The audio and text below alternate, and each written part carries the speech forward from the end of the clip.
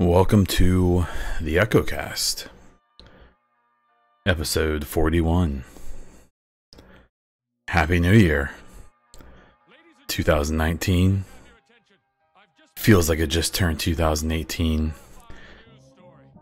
I hope you all turned off your computers for Y2K. You never know when it's gonna strike. There's no exact date. Just be weary. I feel like I've said it almost every episode for the last few weeks. I'll say it again. I have no idea how long this episode's gonna be. Could be 10 minutes, could be an hour. We'll see how much I rant. Well, let's get it started. Content update. I have a new secret lab, Omega Chair. Cookies and cream. They were having a sale for like 30-something% off, I think. And I pulled the trigger. So a few people donated to help me out a little bit with buying it. Thanks to those people. Mostly thank you to Bay Diesel, who didn't murder me when it showed up. It's great. I may do a review video on it. I can't really decide. I don't think I really have the skills to handle that, but maybe I'll do it just for fun. I do have some new YouTube videos. I've been trying out kind of a new format. It's not a new format in general. I'm just trying to stay under 5 minutes, only give the news in the first 30 seconds or so, and then discuss the issue a little bit. It's quite the tried and true thing. My big thing is that I really want to stick with and not deviate from staying away from clickbait and stuff like that. I'm just gonna try to bring specific news that we had a little bit this week that I'll cover, or some speculation that's clearly speculation, isn't hidden alpha info, isn't just made up stuff for the sake of sensationalism. Either pure speculation or pure facts. So please check it out. I put out 2 videos last week. One's got something like 800 something views, the other one has around 400, I think. It's just that's more views on a couple of videos, especially in the same week, than I think I've ever had. I've got a few videos with a few more views, but it's been over a year. So I really appreciate it. It's surprising and really, really cool, and I very much appreciate it. And I'm excited to keep making them. I think we'll have plenty to talk about kind of as we move forward. And those videos will be kind of a complement to the stream and a complement to the podcast. So I may cover similar topics, but I know a lot of people probably only catch me in one way. So if I repeat, I'll try not to. But keep that in mind. I think I'm going to try to do a couple videos a week, and then every Saturday do like a news wrap-up video. Right now those are pretty short. I suspect here in a few weeks those will be a bit longer, but we'll wait to see. The last thing I have is on January 12th. By the time you hear this, it should be the coming Saturday. I am going to do an Autism Speaks charity stream. I did this last year, raised I believe a little over $1,200 bucks. It's just insane, really, really cool. It's a great organization that's helps families directly, kind of helps in the public eye and making people aware of the issues that people deal with autism who actually have it, and the families, because they both have their own struggles. And it's something that's dear to my heart. It has something to do with what I do for my personal job, and I can't wait. Amper gave me some Division PC gold codes. I tried to get them to give me something Division 2 related, but that's all under wraps right now, I'm sure. I do have a copy of the Xbox Starlink game, including the toy and all the attachments, and I'm gonna give that away. I haven't gotten much response otherwise, so I'll probably be giving away maybe some gift cards, some Amazon gift cards, some Bond merch. We'll mix it up a little bit. My goal is to give away something for every $100 that we raise. So, we'll see how that goes. When I did this stream last time, it lasted about 11 hours, and I swear that I spent about 5 of it doing the giveaways, which is great. But I think the way the stream is set up now, the giveaways will be easier. So we shall see. So January 12th at 8 a.m. Eastern Time, United States, I will get started. If I need to go 12 hours, I might. I kind of hope I don't, but we'll kind of see how it goes. I'm probably going to play a decent amount of Division. I'm sure some Blackout. I've picked up a few other games, Celeste, a Bomber Crew game that we got for free through Twitch. Maybe some Siege. I'll probably spend a couple hours on each game and just kind of see how it goes. So if there's anything you're willing to do to help promote by retweeting tweets and so on, I'd really appreciate it. State of the game recap. Oh, this is my favorite one for the last, what, 2 months? I don't, off the top of my head, remember the last day of the game. Is it November? Maybe? Maybe longer? I don't know. Well, no stay of the game, if you couldn't tell. Once again, I don't know how many times now, I'm going to throw it out there that we need clarification on the stash box, what the additional activities are in the Season Pass, PC anti-cheat information. I just think it can only help. I've been saying for a while that I believe this information, when it comes out, is going to be positive and is literally going to encourage people to be more excited about the game. This is pretty much directly related to all of the people I've seen saying, yeah, I want to pre-order, but I'm kind of waiting for some more info. I want to see some more gameplay.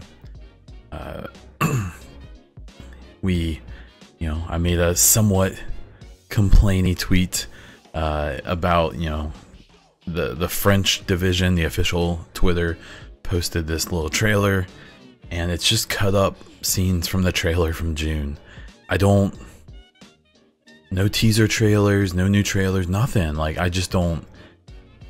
There's a plan. I trust the people with the plan. I trust the PR team. I know a couple of them. They're awesome people.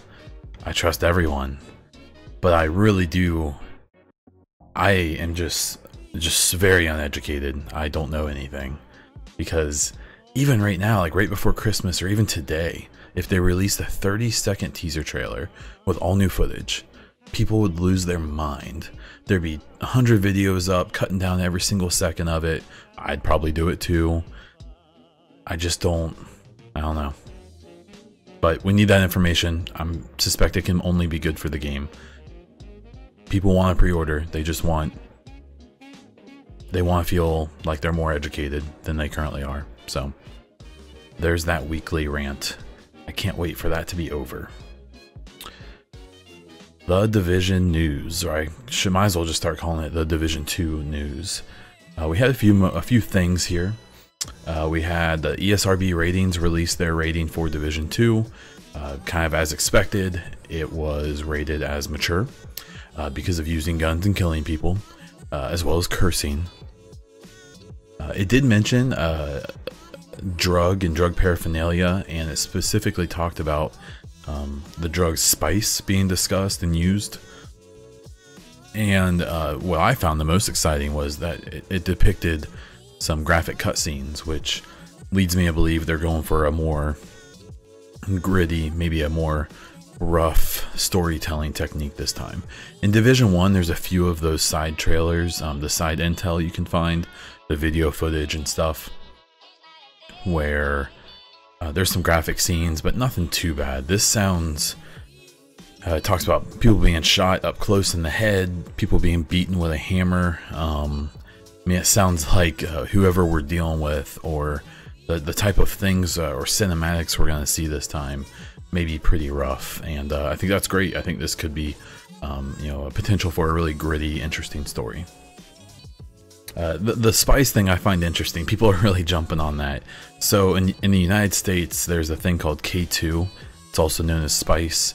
It's synthetic marijuana basically, but it has some very different effects, and some people have gone a little nuts when they use it.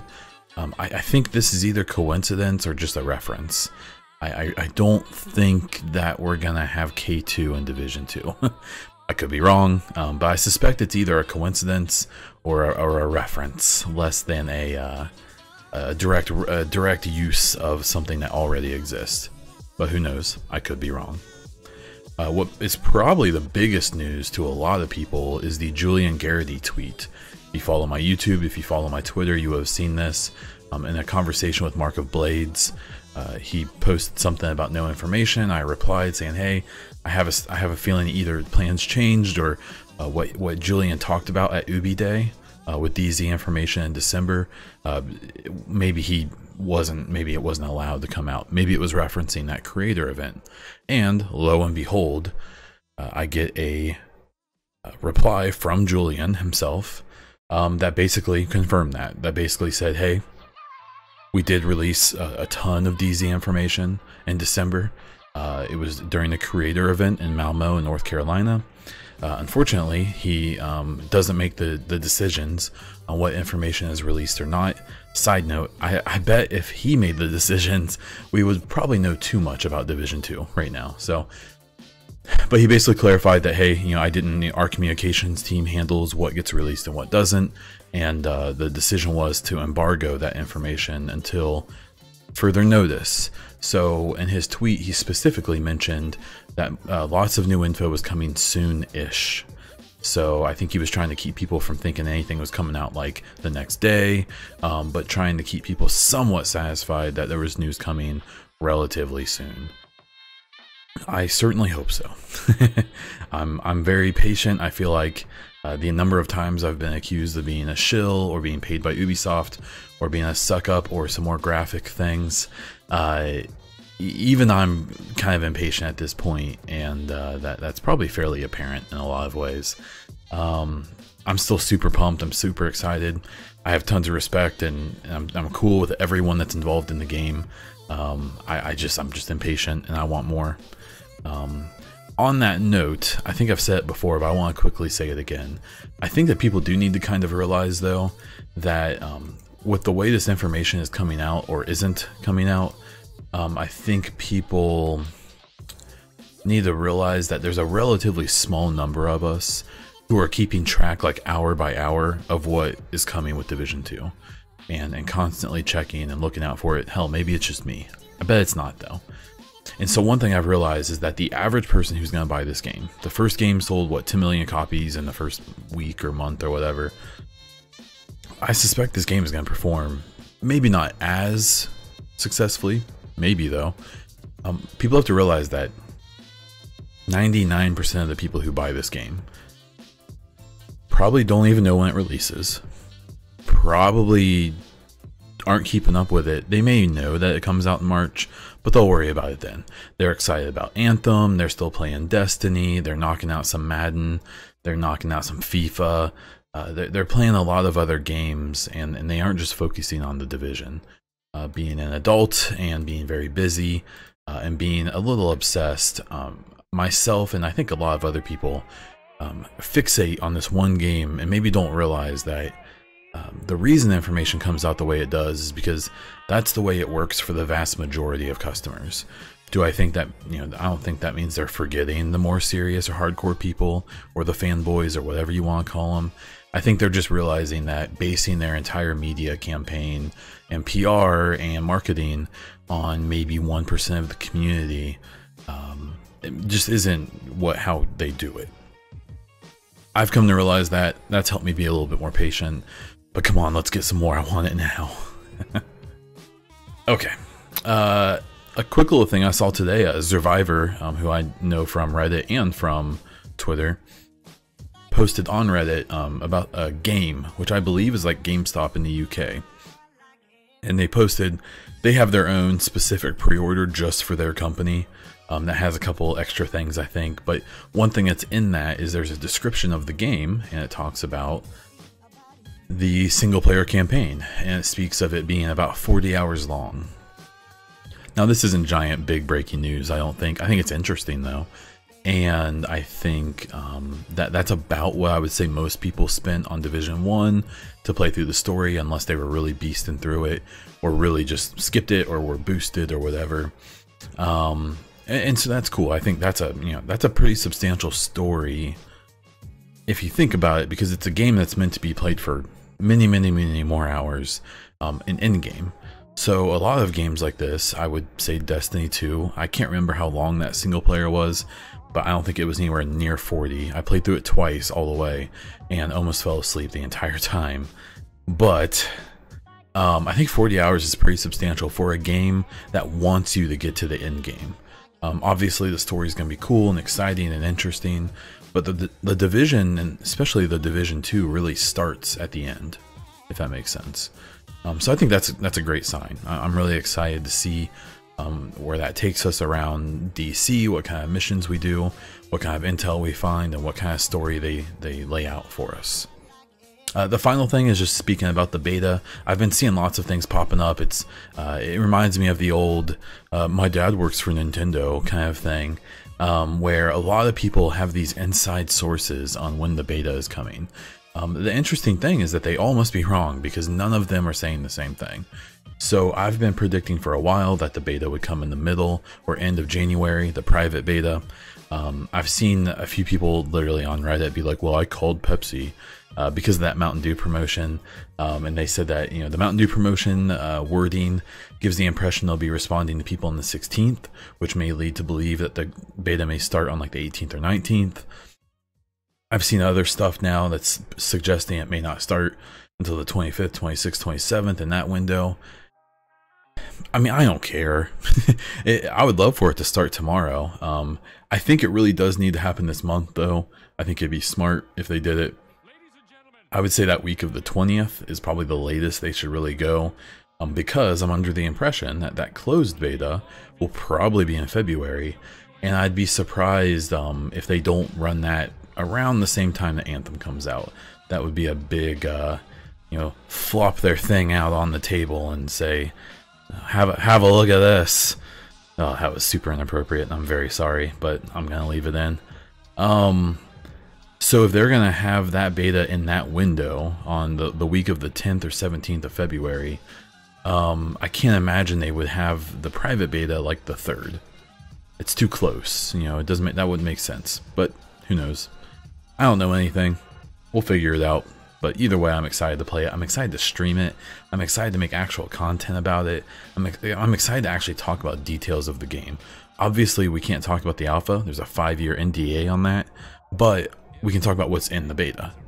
And I can still talk about whatever I saw in the demo. I'm excited to see what the beta looks like compared to the demo I played forever back. Because that demo definitely still kind of felt like a proof of concept almost. I'm sure it wasn't. I'm sure it was much more than that. But I'm really curious to see, because the beta will essentially be a demo, and it will essentially, hopefully, be extremely fleshed out, and I'm really excited to see it. So for the speculation and discussion section, well, I'm just out of stuff to go on right now, if I have to be totally honest, and I can tell from when I asked people for topics and questions and stuff that people just don't have anything left, and that's fine. It's all good. I feel your pain. So I'm gonna go down the super scary road of community topics and just things I've noticed, and maybe my commentary on them. So I'm seeing a lot of really interesting stuff about like these large streamers who either were affiliated with Division 1 or weren't, either coming to the Division 2 in some way. So we're seeing a lot of old streamers, big and small. I'm seeing everything. Coming back and doing shield streams and stuff like that.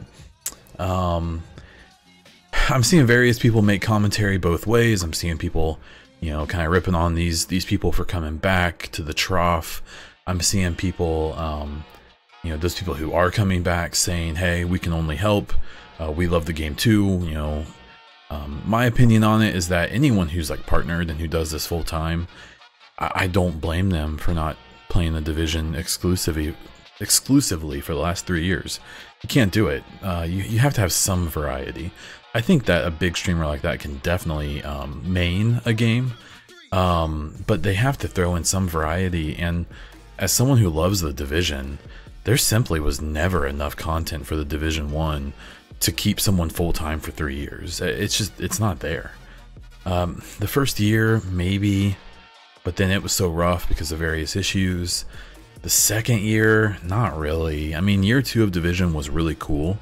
They introduced some cool stuff to us, but to act like they were introducing like new content every other month to do that would really keep people interested, on top of the fact that PvP has just kind of always been a hot mess one way or the other in this game. I don't really care for the whole idea of people ripping on those people for coming back. For me personally, I'm assuming that my stream is gonna be a ghost town for the first couple weeks of Division 2. I know the loyal people will be there. I know a lot of people will probably pop in, say hi. That's why I'm kind of trying to expand some of my reach with the podcast and YouTube, and I'm trying to kind of funnel people, you know, to make sure people know that the little guy is here, the little not so little guy. So I get why some smaller streamers and people who never left the game are kind of ambivalent, but at the same time, I don't think any of those people are full-time streamers or people who are really trying to get partnered and stuff. There's some people really killing it right now in the Division and streaming. Praetorian is the one that really stands out to me. He just murders it every time he gets on stream, and hats off to him. The dude is very impressive. I don't get it. From my perspective, the dude's just got a great personality. He's fun to watch, and I think people need to realize that we all need to worry a lot more about ourselves than other people. That dude worries about, you know, his deal. He's super nice to everyone who supports him. I've never seen him be mean to anyone, and he works his shit, and that's what I think everyone needs to do. That said, I'm also seeing a lot of the big people really kind of doing a little talking down or a little talking to. You know, I'm seeing videos and I'm seeing tweets from people basically telling people what they should think, how they should be okay with things. And I'm definitely the type of person who, the more someone tries to tell me what to think, the more I'm gonna raise my eyebrows and kind of snicker at them. I think it's really awesome for large creators, especially, to give their informed opinions, to give people information, and then let them kind of decide what to think or do. I'm seeing a lot of very promoted things as well, by lots of people that are basically, you know, lectures on what they think, and that you should think that too. And I'm not a big fan of that. On this, you know, in my mediums, I've always tried to be really upfront about, like, hey, I don't think you should agree with me unless you want to. I'm not telling you what to think. I literally, I don't want to say I don't care what you think. I'm just not expecting you to agree with me. I've always been very proud of that. I feel like a good quarter of the people who follow me regularly disagree vehemently with what I say and think. That's something I'm really proud of, because it leads me to believe that those people feel comfortable following me, even though we don't agree. There's a lot of other people in gaming in general, and especially in the Division community, where if you disagree with them at all, and I'm talking large and small, I'm talking very large and small, who, if you don't drink their juice, if you don't drink the Kool-Aid, they block you, they write you off, you don't matter anymore.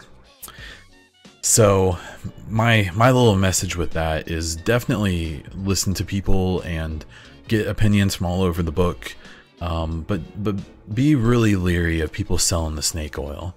Be really leery of people who feel that they have the right, or that they have the perspective to tell you what to think, because I think those people, even if they're well-intentioned, may not be the most credible sources on earth, and that's kind of what I'm going to say about that.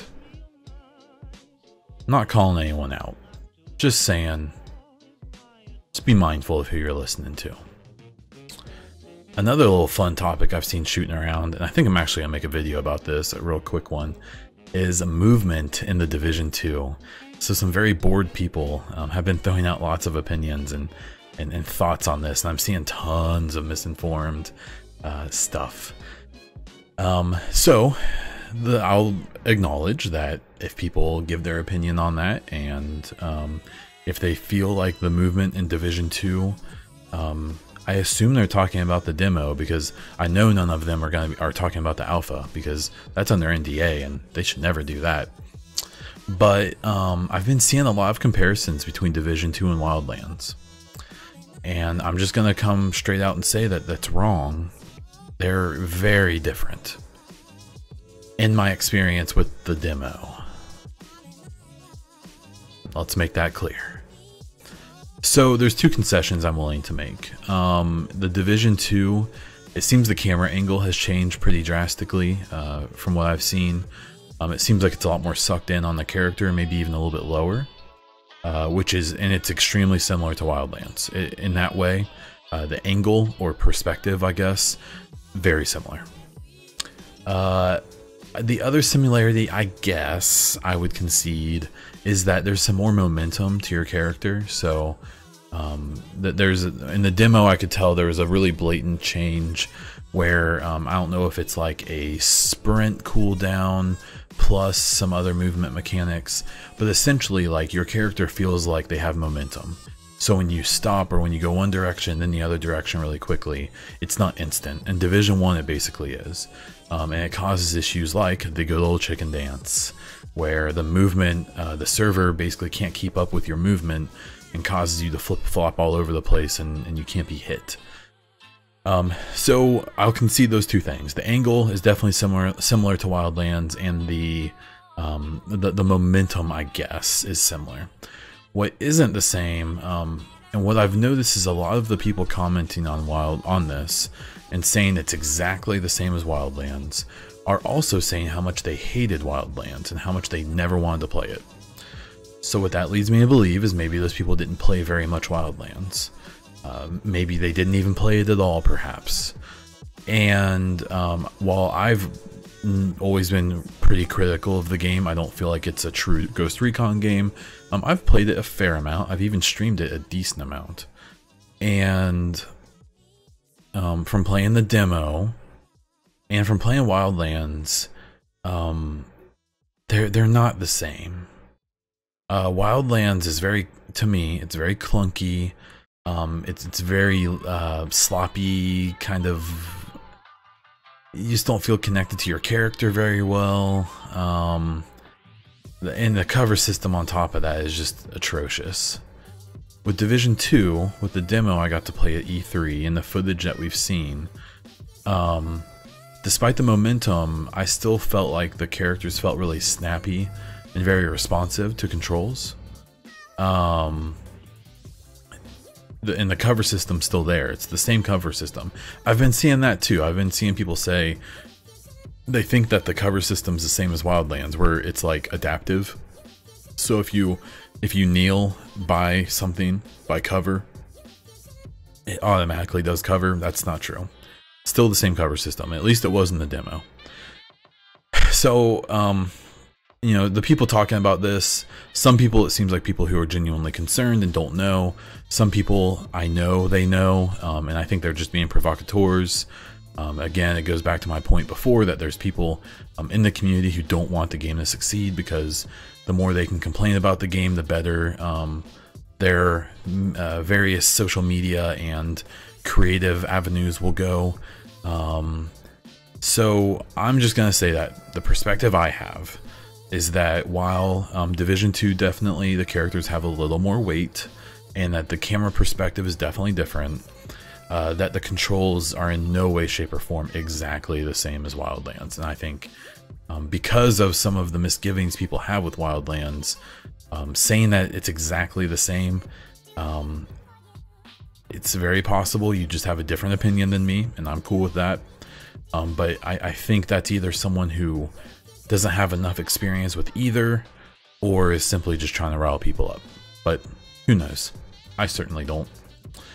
The last thing I'll talk about is, I think we're definitely coming into that season of the Anthem versus Division 2 conversation. So I'm sure this is something we'll be talking about. Just before recording this, I saw that Anthem is going to be doing an open beta on, I believe, the 1st of February through the 5th. It looks like they're doing a closed beta as well for pre-orders the week before, I believe. I will very likely stream at least that open beta if I'm able. I played in the alpha. They were pretty strict about what we can and can't say. And to be totally honest, I could care less about them, what they say.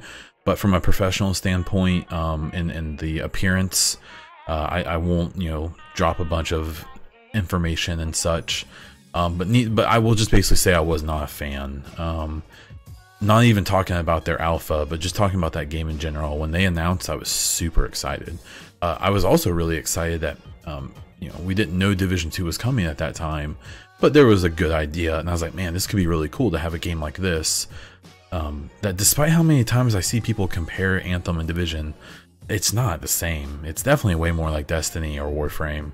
I don't get it. They're very different games, but I thought, oh man, this is gonna be great. We have two games that can complement each other really well, the same way as I think Destiny and Division complement each other well without being the exact same games, especially in the way they play.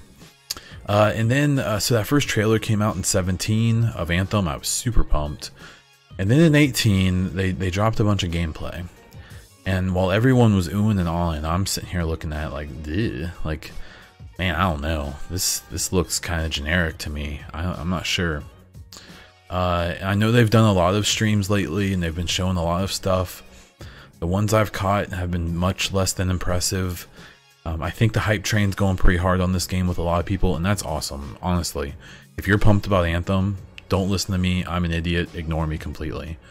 But I see a lot of similarities to Division 1 and Anthem, and how the stuff they're showing seems very selective, especially from my experience in the alpha. I think they're being very selective in what they're showing, and I'm really curious about what this beta is going to show. I'm extremely curious about the beta, because, yeah, I don't know. It'll be interesting. So, the biggest issue I have is that they're so close that even if Anthem looked like it was going to be like the best game ever made, I'd probably still not get into it for a few months because I know I'll be diving in the Division. That said, if by like the fall or winter of 19 of this year, Anthem looks like it's in good shape, maybe there's some good deals on it, I'll be happy to jump in. But I'll just say that from their streams to the alpha to a lot of the information and the type of information they've been giving out, I don't know, man. We'll see. I want it to be good. I've said this in tweets and on stream and stuff, that even if I don't want to play it, like, I don't want to play Destiny 2. I'm good. I got my fill of that game. But I want it to be good. I want Anthem to be good, because if those games are good, they make their competitors better. And the competitor that I care about is Division and Division 2. And if they have to be better to compete with those games when they're good, it helps everyone. The more good games, the better for everyone. So I'll be hopeful as much as I can. And that's what I've got this week. If you're watching this on YouTube, please comment, subscribe, do the things. If you're watching this in any other way, especially on iTunes, if you can leave me a review, I would very much appreciate it. That really helps me be promoted and seen on those platforms. If you want to ask a question for a future episode, check me out on Twitter or on Discord. The link for both of those should be somewhere in a description where you're looking. You can find the EchoCast on Anchor, iTunes, Spotify, and YouTube. You can support me, or the podcast in general, through Anchor as a supporter, or on Twitch with sub, bits, tips, and so on. If you want to find me, I'm on Twitter, YouTube, and Twitch as Bondiesel. I'm on Instagram as Bondiesel_Twitch. Thank you very much. If you're new, welcome. I hope you come back. If you've been here before, I very much appreciate you returning. And with that said, until next time.